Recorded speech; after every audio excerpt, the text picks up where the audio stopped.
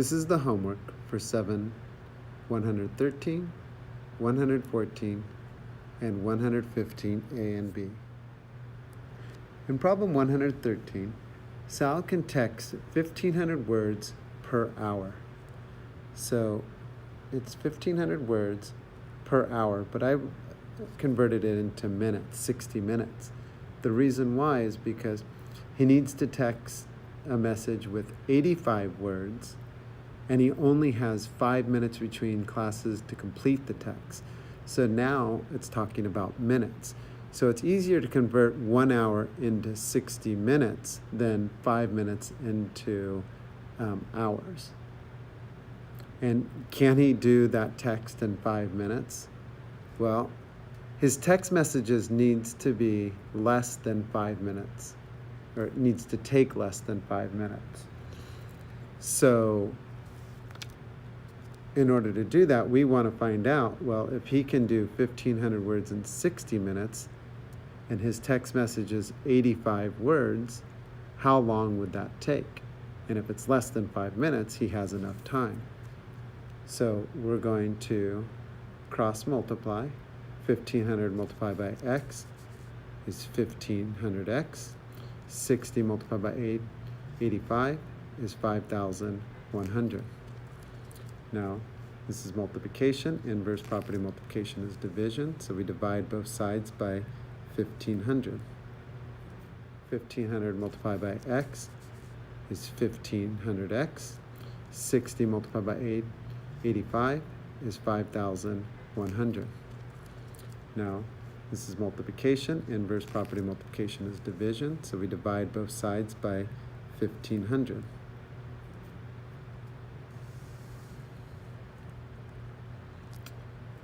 This created a zero pair. 5,100 divided by 1,500 is 3 4/10. So remember, x represents minutes.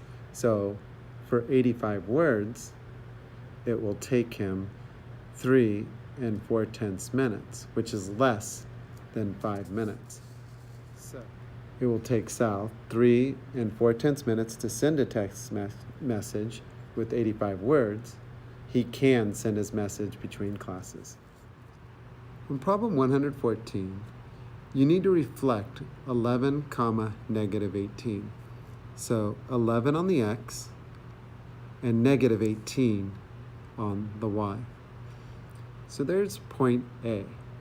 And now we need to reflect that across the x-axis. So here's the x-axis. So if it's negative 18, it would be positive 18, reflecting it over the x-axis. So there's A prime. Now we need to reflect that point across the y-axis. Here's the y-axis, and it's positive 11, so it would be negative 11 over the y-axis. And there's a double prime, which would give us negative 11, 18. For part B, we also use 11 on the x, negative 18 on the y. So this time I'm going to represent it as in green, still the same point as in problem A. And I'm going to translate or slide 5 units to the right, 1, 2, 3, 4, 5, and 3 units down, 1, 2, 3.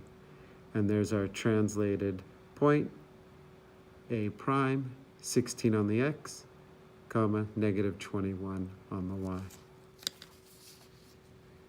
In problem 115a, we needed to solve the equation. So I'm going to use the fraction buster method to eliminate the denominators. And we do that by multiplying each term by the least common multiple. And the least common multiple for 5 and 3 is 15. So I'm going to multiply each term by 15. 15 divided by 5 is 3. 3 multiplied by 1 is 3. So we get 3x. 15 divided by 3 is 5. 5 multiplied by 1 is 5, so it's 5x. And 2 multiplied by 15 is 30. Now, we're going to combine like terms. 3x plus 5x equals 8x.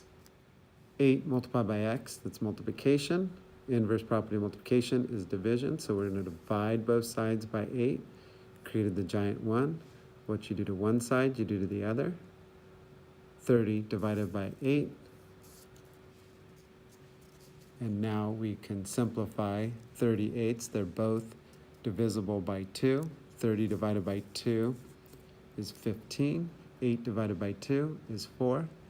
So x equals 15/4 as an improper fraction, as a mixed number, 3 3/4. In part B, we need to solve for x. And I'm going to use the fraction buster method. With decimals, you multiply by base 10. If I multiply by 10, it's going to move the decimal 1 place value. If I multiply by 100, it's going to move the decimal to the right 2 place values. So I'm going to multiply all terms by 100. So 100 multiplied by x is 100x. 100 multiplied by 1500ths, that's going to move the decimal 2 places to the right, gives us 15x. And 2 multiplied by 100 is 200. Now we can combine like terms. 100x plus 15x is 115x. Divide both sides by 115. Created the giant 1. And we get x is approximately $1.74.